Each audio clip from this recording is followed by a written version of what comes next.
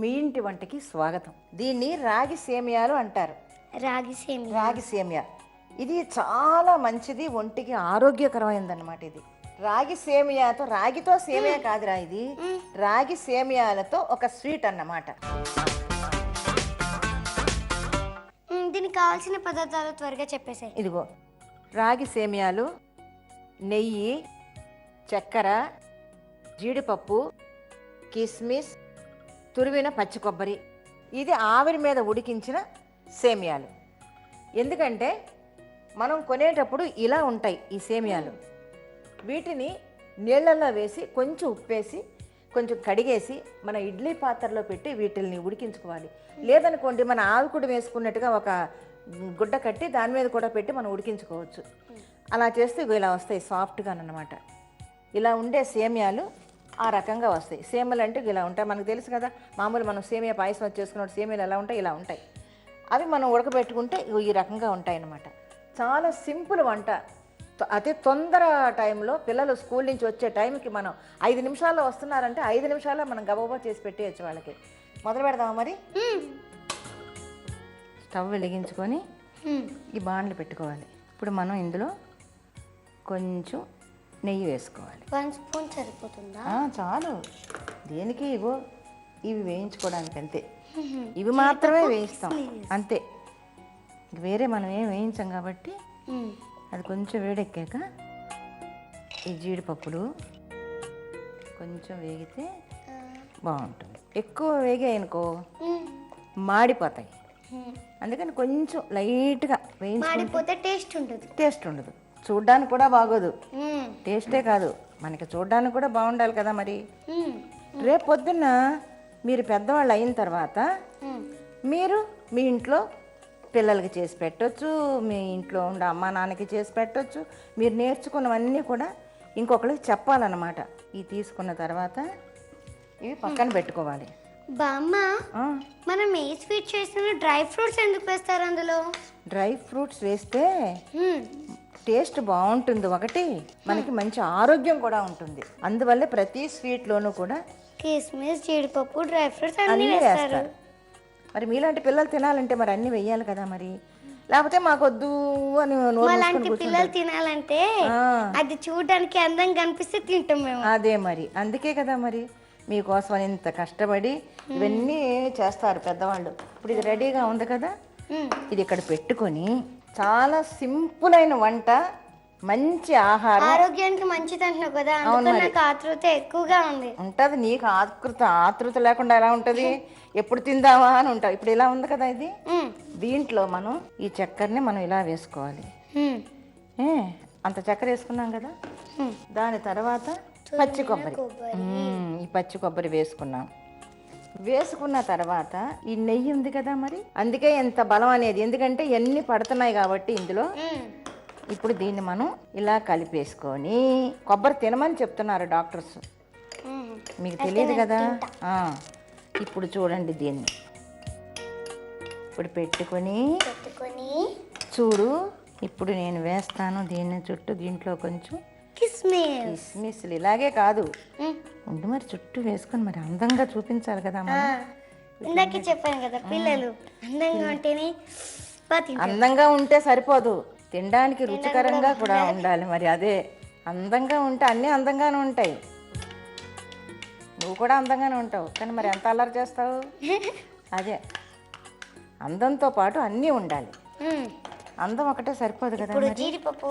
జీడిపప్పులు చూసుకో, ఇలా వేసుకున్నాం కదా. ఇప్పుడు వీటిల్ని తింటే ఉంటుంది పిల్లలు. బామ్మ మళ్ళీ మళ్ళీ మళ్ళీ మళ్ళీ చేయంటారు. ఇదే చూసావా, ఖర్చు పెద్ద ఉండదు. రాగి సేమియాలతో ఈ స్వీటు తిని మీరు కూడా ఇంట్లో చేసి పిల్లలకి పెట్టి తిని మీరు చెప్పండి. నిజంగానే గ్యాస్ సేవ్ అవుతుంది. ఇది తయారు చేయడం ఎలాగో, దీనికి కావలసిన పదార్థాలు ఏమిటో మరొక్కసారి చూద్దాం. రాగి సేమియా స్వీట్ తయారు చేయడానికి ఆవిరితో ఉడికించిన రాగి సేమియా, పంచదార, పచ్చి కొబ్బరి తురుము, ఎండు ద్రాక్ష, జీడిపప్పు, నెయ్యి. తయారు చేసే విధానం: ముందుగా స్టవ్ వెలిగించి పాన్ పెట్టుకుని అందులో కొంచెం నెయ్యి వేసుకోవాలి. నెయ్యి వేడవగానే జీడిపప్పు వేసి వేయించి బౌల్లోకి తీసుకోవాలి. ఆ తరువాత ఎండు ద్రాక్ష వేసి వేయించి బౌల్లోకి తీసుకోవాలి. తరువాత ఆవిరితో ఉడికించిన సేమియాలో పంచదార, పచ్చి కొబ్బరి తురుము, నెయ్యి వేసి కలిపి పైన ఎండు ద్రాక్ష, జీడిపప్పు వేసి కలుపుకొని సర్వింగ్ చేసుకోవాలి. అంతే, ఎంతో పోషక విలువలు కలిగిన రాగి సేమియా స్వీట్ రెడీ. కారం మనం ఏదైనా చేయాలి కదా, అందుకని బ్రెడ్ తోటి కట్లెట్ చేస్తాను. బ్రెడ్ కట్లెట్ అది చూడు ఎంత నీరసంగా ఉందో. ఇప్పుడు ఎలాగైనా దాన్ని బలంగా తయారు చేయాలి నువ్వే. తప్పకుండా ఇవన్నీ తినిపించేద్దాం మనం. దాంతో చేసినవన్నీ దాంతో తినిపించేసి బలంగా పుష్టిగా నీకులా తయారు చేద్దామే. కావలసిన పదార్థాలు ఏమిటో చూద్దాం. బ్రెడ్ స్లైస్, క్యారెట్ తురిమినది, బంగాళాదుంపలు ఉడకబెట్టినవి, మైదా, జీలకర్ర, నూనె, కారం, ఉప్పు, కార్న్ఫ్లోర్, పచ్చిమిర్చి ముక్కలు, కొత్తిమీర. బామ్మ, ఇవి 3 తెల్ల రంగులో ఉన్నాయి. ఇది సాల్ట్, ఈజీగా తెలిసిపోతుంది. కొంచెం బాగా గరుగ్గా ఉంటుంది. మరి ఇవి 2 ఒకేలా ఉన్నాయి. మరి ఒకేలా ఉన్నాయంటే ఇప్పుడు ఇది జొన్న పిండి అంటే కార్న్ఫ్లోర్ అంటారు కదా. ఇప్పుడు దీన్ని పట్టుకున్నాం అనుకో, మన చేతి నువ్వు పట్టుకొని చూడు ఎలా ఉందో, కొంచెం గరుగ్గా ఉన్నట్టుగా ఉంది కదా, ఉంది కదా, క్రిస్పీగా ఇలా ఉంది కదా. ఇది జొన్న పిండి. ఇప్పుడు ఇది మైదా. ఈ మైదా నువ్వు ముట్టుకొని చూడు, మెత్తగా ఉంది కదా, అది ఇది మైదా అన్నమాట. చూడగానే మనకి తెలిసిపోతుంది ఏదేదో. మామూలుగా సాల్ట్ అందరికి తెలిసిందే, ప్రతిరోజు నిత్యం అందరూ వాడతారు కాబట్టి సాల్ట్ ఎవరు చెప్పక్కర్లేదు.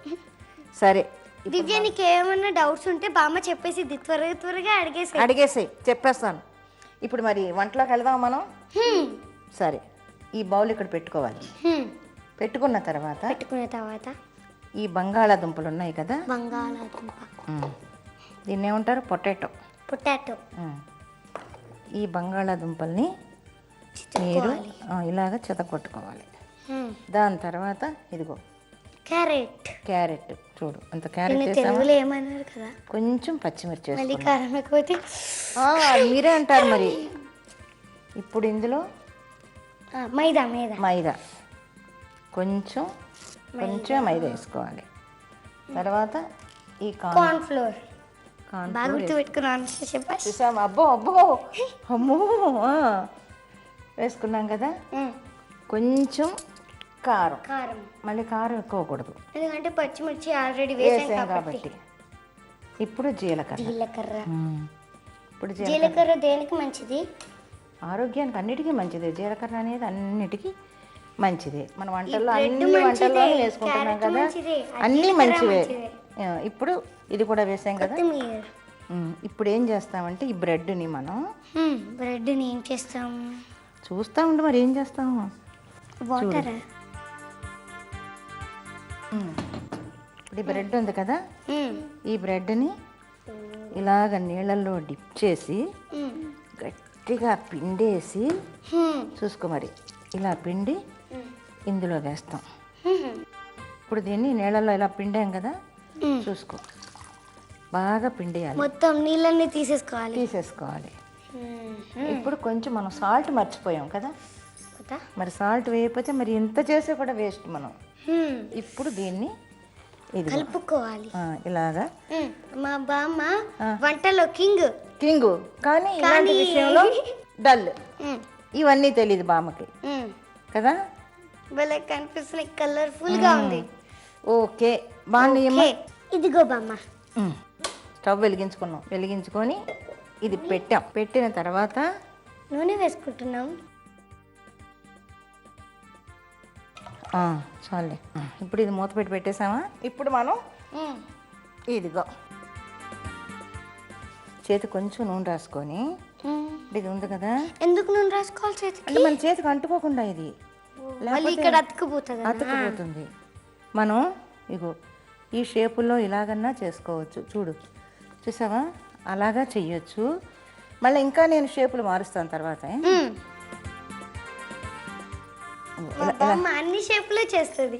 ఇప్పుడు మళ్ళీ మనం ఇదిగో చూసుకో, ఇలా ఉంది కదా, ఓహో, ఇప్పుడు రౌండ్ షేప్ లాగానా? రౌండ్ షేప్లో చేసుకోవచ్చు, అప్పడాల షేప్ లో చేసుకోవచ్చు. మన ఇష్టం. తినేది మనమే కాబట్టి మనం ఏమన్నా ఎవరికన్నా పెట్టట్లేదు కదా, మనమే కదా మన ఇంట్లో మనం తింటున్నాం. సో ఇలాగా ఇష్టానికి మనం షేపులు మార్చుకుంటూ వెళ్ళొచ్చు. కట్లెట్ అలాగా, కాకపోతే నెమ్మదిగా వదలాలి వాటిల్లో. నేను చెప్పిన పొడుపు కదా అందిందా? లేదువే, అయ్యయ్యో దాని సంగతే నేను మర్చిపోయాను. చెప్పు చెప్పు చెప్పు. చెప్పమ్మా, నా బంగారు తల్లి కదా.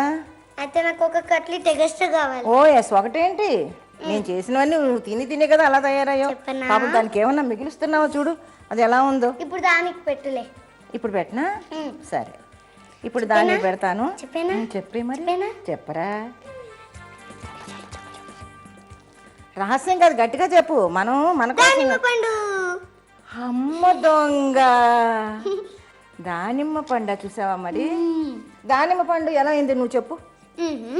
లోపల గింజలు ఉంటాయి కదా, అవి ఏ కలర్ లో ఉంటాయి? ఎర్రగా ఉంటాయి. అవి నిప్పులు కూడా సేమ్ ఉంటాయి కదా. అవి నిప్పులు, బయట కవర్ ఉంటాయి కదా, అదే తాళం. అమ్మో, నీకు చాలా తెలిసే. నీ వంటలు తినే నేర్చుకున్నా నేను. అదే మరి, ఆ పళ్ళని తీసురమ్మా. చూసావా మరి, నీకు ఎన్ని వంటలు, ఎన్ని మాటలు, పొడుపు కథలు. నీకు నాకు తేడా లేదు. నా ఏజ్కి వచ్చేసావు నువ్వు, ముసలిదానిలాగా కదా. నువ్వు వచ్చేసావులే. ఇప్పుడు మనం ఇది ఇక్కడ పెట్టుకున్నాం కదా, ఒక టిష్యూ పేపర్ వేసుకుంటే ఆయిల్ ఏమైనా ఉందనుకో, ఇది నెమ్మదిగా కదపాలన్నమాట. ఎక్కువ సార్లు తిప్పకూడదు. ఎక్కువ సార్లు తిప్పితే విడిపోతాయి. చాలా కేర్ఫుల్గా. ఇగో ఈ ముందు వేసాం కాబట్టి మనకి ఈ రంగు వచ్చింది, చూసావా. ఇది కూడా గ్యాస్ సేవ్ కదా. అవును మరి, తొందరగా ఇవన్నీ ఇది మాత్రమే చేసుకోవడానికి. ఇది అన్నీ రెడీగా పెట్టుకున్నాం అనుకో, మనం గబ 5 నిమిషాలు అయిపోతాయి ఈ వంటలన్నీ. వంట ఆడుతూ పాడుతూ చేస్తే చాలా ఈజీగా అయిపోద్ది. చాలా మంది అలుపు సలుపేమున్నది. ఎప్పుడు కూడా బయట తిళ్ళు అస్తమానం తినకూడదు. మనం బయట తిళ్ళు తింటే జబ్బులు వచ్చేస్తాయమ్మా. మీరెవరు తినకండి, ఇంట్లో చేసుకొని శుభ్రంగా తినండి. మీరు తినండి, పిల్లలకి పెట్టండి, హ్యాపీగా ఉంటుంది. ఇది చూడు మరి, మిగతాయి కూడా చేద్దాం. ఓకే, చెప్పాను కదా నాకు ఒకటి ఎక్స్ట్రా కావాలని. ఎక్స్ట్రా ఒకటేంటి, నీకు చాలా ఇస్తాను. దానికి కూడా పెట్టు. ఇట్లా చూస్తుంది మరి ఏం చేస్తావు, అన్నీ నువ్వు తినేస్తావేమో దాని భయం, అంతే కదా. అది ఎట్లా చూస్తుందా అంటే, బామ్మ చేసేదేమో. ఈ అనుషం మొత్తం తినేస్తాం పెట్టట్లే. అది అవునా, అలాగే చూస్తున్నావు నువ్వు. చూస్తున్నా కదా. కాదులే, పాపం మంచిది, అది పెడుతుందిలే. ఊరికి అలా మాట్లాడుతుంది కానీ చాలా మంచిది, అది పెడుతుంది నీకు. చూడు, ఇలా చేసుకోవచ్చు. మళ్ళీ మనం ఇగో ఈ షేప్లో మళ్ళీ మనం చేసుకోవాలి. నువ్వు చేస్తుంటే వాళ్ళకి ఆతృతగా ఉంటుంది. ఎప్పుడు చేసేసుకుందాం, ఎప్పుడు తినేద్దాం. నీకు మరీ నీ తిండి ముందు పుట్టి తర్వాత నువ్వు పుట్టావు, అందుకే చూడు దీనికి నీకు తేడా ఎలా తెలుస్తుందో చూసావు మరి. అర్థమైందా?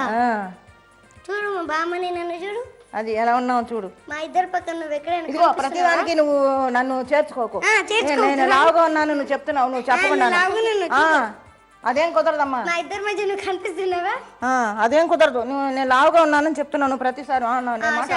స్లిమ్గా డ్రిమ్గా. ఓకే అలాగా. కొత్త హీరోయిన్.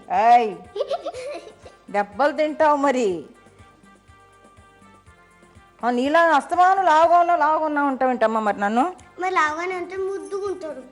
ముద్దుగా కాదు, బొద్దుగా ఉంటాడు. ఇప్పుడు ఇవన్నీ దీంతో తినిపించాలి మనం. తినకపోతే కూరేద్దాం. చూసా మరి, అంతే అయిపోయింది. కరకరలాడే బ్రెడ్తో cutlet ready. Bread cutlet ready. అవి రెండు కలిసి నేనే లాగించేస్తా. చూసావా మరి, త్వరగా. అబ్బా, ఉండే చేస్తున్నాను కదా మరి. బాగున్నాయి కదా, చూస్తేనే ఇంత బాగున్నాయి. తిందా ఉండు మరి. స్వీట్ తినాలా, స్వీట్ తర్వాత ఇది తినాలి కదా.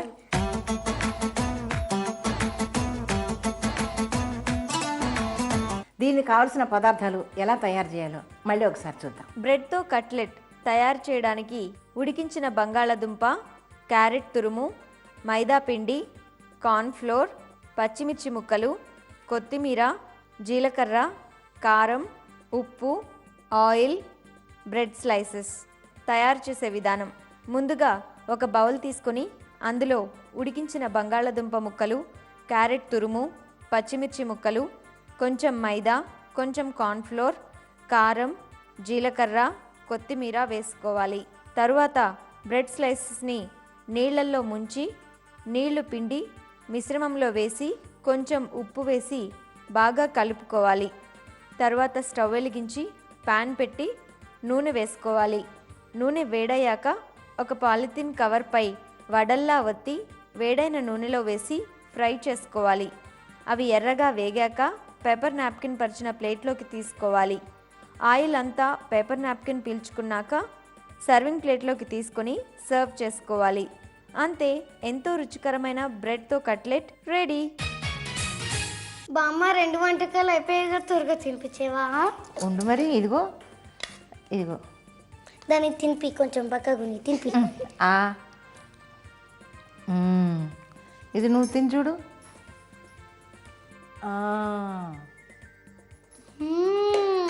ఎలా ఉంది స్వీట్? అదిరిందా? ఇప్పుడు మరి ఇది కూడా తినాలి, మరి తొందరగా తినండి. ఈ స్వీటు చాలా మంచిదండి ఆరోగ్యానికి. తర్వాత షుగర్ పేషెంట్లు కూడా దీన్ని తినచ్చు, దీనివల్ల నష్టం ఏమీ లేదు.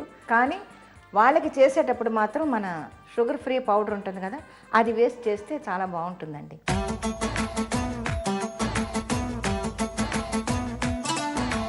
చూసారు కదండి, ఇది కూడా ఒక వెరైటీ అయిన వంటకం. బ్రెడ్ ఉంది, ఇందులో బంగాళదుంప ఉంది, క్యారెట్ ఉంది, అన్నీ ఉన్నాయి కాబట్టి ఇది కూడా చాలా బలం పిల్లలకి. ఇది కూడా ఈ 2 వంటకాలు మీ ఇంట్లో తయారు చేసి మీ పిల్లలకి పెట్టి మీరు కూడా తిని దీని యొక్క రుచులు అన్నీ కూడా బాగున్నాయని మాకు రాసి పంపితే మేము చాలా సంతోషిస్తాం.